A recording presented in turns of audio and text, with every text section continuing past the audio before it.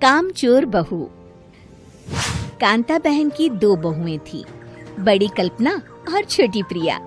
कल्पना का जैसा नाम वैसा ही काम।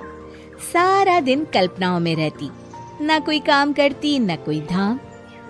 अरे कल्पना बहू, जरा अच्छी सी चटनी पीस दे, आज कुछ मजेदार खाने का मन है। पेट में जलन हो जाएगी माँ जी बुढ़ापे में, और वैसे भी मेरा काम करने का वक्त शाम का है, अब प्रिया को ही बोल दो। इतना कहकर कल्पना वहाँ से चली जाती है। कांता कल्पना के ऐसे रवैये से काफी परेशान रहती हैं। मैं बना देती हूँ माँ चटनी, ऐसा बोलकर प्रिया माँ को चटनी बनाकर प्लेट में खाने को देती है कि तभी वहाँ कल्पना आ जाती है। अरे वाह चटनी, जरा चख कर तो देखूं, बड़े दिन हो गए। अरे नहीं बहू, तू तो रहने ही दे चटनी खाना, पेट में जलन हो जाएगी।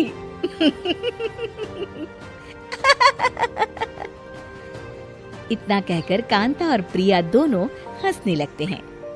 कल्पना सारा दिन या तो मोबाइल में यूट्यूब देखती या फिर सोती रहती। उसका कमरा भी बिखरा और गंदा रहता।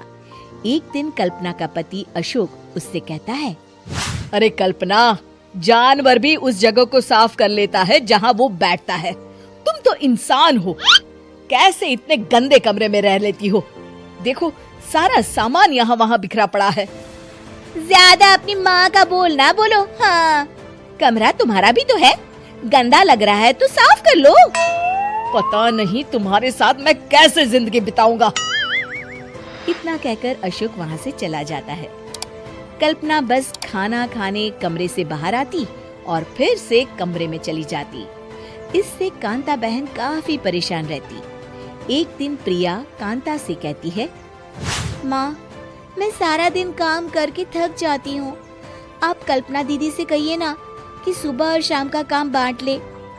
मैं तो अब सिर्फ एक वक्त का ही काम करूँगी। हाँ। अरे तू वो भी ना करना, एक बहू तो कामचोर थी ही, दूसरी भी आ गई काम ना करने के बहाने लेकर। तभी वहाँ प्रिया का पति रमेश आ जाता है।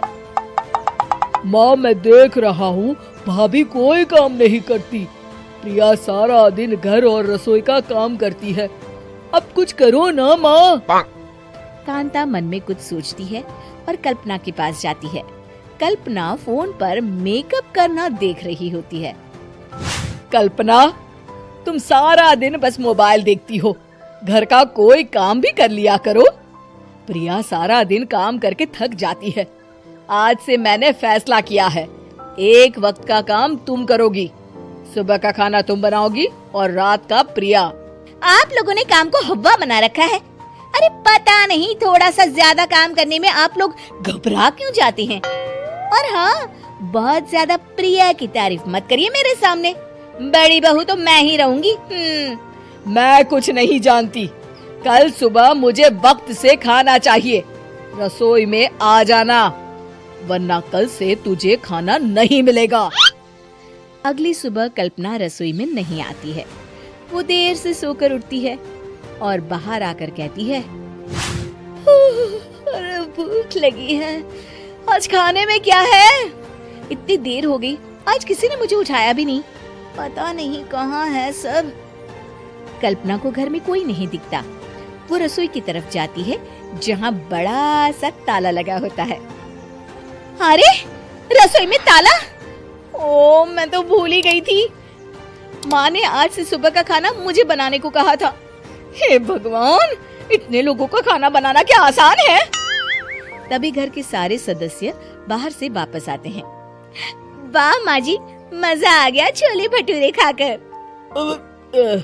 मेरे मुंह में तो अभी भी स्वाद आ रहा है। अरे कल्पना, तेरे भरोसे रहते तो हम तो भूखे ही रह जाते। कल्पना को बहुत गुस्सा आ जाता है। अब बहुत हो गया, आज से मैं अपनी रसोई अलग कर रही हूँ, मैं अपना खाना खुद बना लिया करूँगी। कल्पना अपनी रसोई अलग कर लेती है, पर आए दिन उसका देर से उठना और काम न करने की आदत से वो भूखी ही रह जाती थी।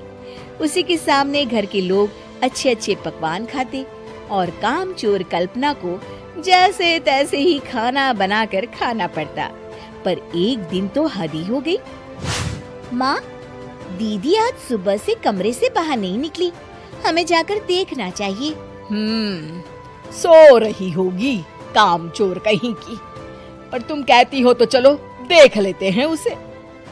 कल्पना कमरे में पेट पकड़कर बैठी होती है। हाय मेरा दर्द, पेट दर्द के मारे मर रही हूँ मैं।